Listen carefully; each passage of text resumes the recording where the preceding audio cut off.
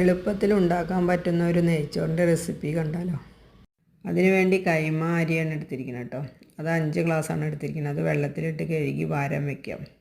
കൂടാതെ കുറച്ച് അണ്ടിപ്പരിപ്പ്, മുന്തിരി, ഏലക്കായ, കറുവാപ്പട്ട, ഗ്രാമ്പു, കുറച്ച് മല്ലിയില അരിഞ്ഞതും, കുറച്ച് ക്യാരറ്റ് അരിഞ്ഞതും, ഒരു വലിയ ഉള്ളി ചെറുതാക്കി അരിഞ്ഞതും, ഒരു പച്ചമുളക് നടുവ് കീറിയതും, ഒരു തക്കാളിയുടെ പകുതി ചെറുതാക്കി അരിഞ്ഞെടുക്കാം.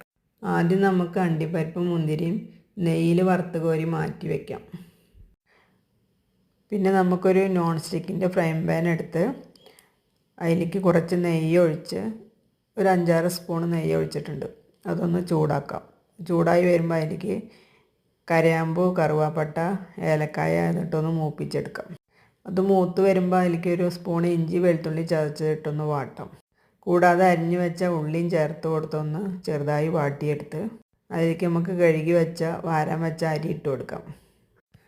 അരി നമുക്ക് 5 മിനിറ്റ് ഒന്ന് നെയ്യിലിട്ട് വാട്ടിയെടുക്കാം. അരി നന്നായി വാട്ടിയതിന് ശേഷം അതിലേക്ക് ഒരു 10 ഗ്ലാസ് തിളപ്പിച്ച വെള്ളമാണ് ഒഴിച്ചു കൊടുക്കുന്നത്.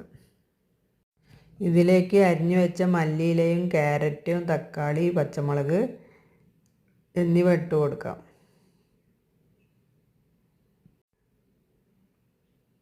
കൂടാതെ ഒരു സ്പൂണ് ചെറുനാരങ്ങയുടെ നീര് ഒഴിച്ചു കൊടുക്കാം. ഇത് അരി വെന്ത് കട്ട പിടിക്കാതിരിക്കാനാണ്. ഇതിലേക്ക് നമ്മൾ ആവശ്യത്തിന് ഉപ്പിട്ട് കൊടുത്താൽ ഒന്ന് ഇളക്കിയതിന് ശേഷം അടച്ച് വെച്ചതിന് ശേഷം തീ ലോ ഫ്ലെയിമിലിടാം. ഒരു 10 മിനിറ്റ് കഴിഞ്ഞ് ഒന്ന് തുറന്ന് നോക്കി ഇളക്കി കൊടുക്കാം.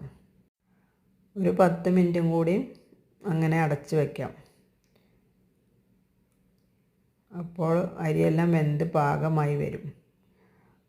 ഏകദേശം ഒരു 20-25 മിനിറ്റിൻ്റെ ഉള്ളിൽ അരി വെന്ത് കിട്ടും. അതിന് ശേഷം നമുക്ക് തീ ഓഫാക്കി അടച്ച് വയ്ക്കാം. ഒരു 20 മിനിറ്റ് നമുക്കിത് അടച്ച് വയ്ക്കാം. 20 മിനിറ്റ് കഴിഞ്ഞ് നമുക്കിതൊന്ന് തുറന്ന് നോക്കി അതിലേക്ക് അരിഞ്ഞു വെച്ച മല്ലിയിലയും വറുത്ത് വെച്ച അണ്ടിപ്പരിപ്പ് മുന്തിരി ഇട്ട് കൊടുത്തൊന്ന് ഗാർണിഷ് ചെയ്തെടുക്കാം.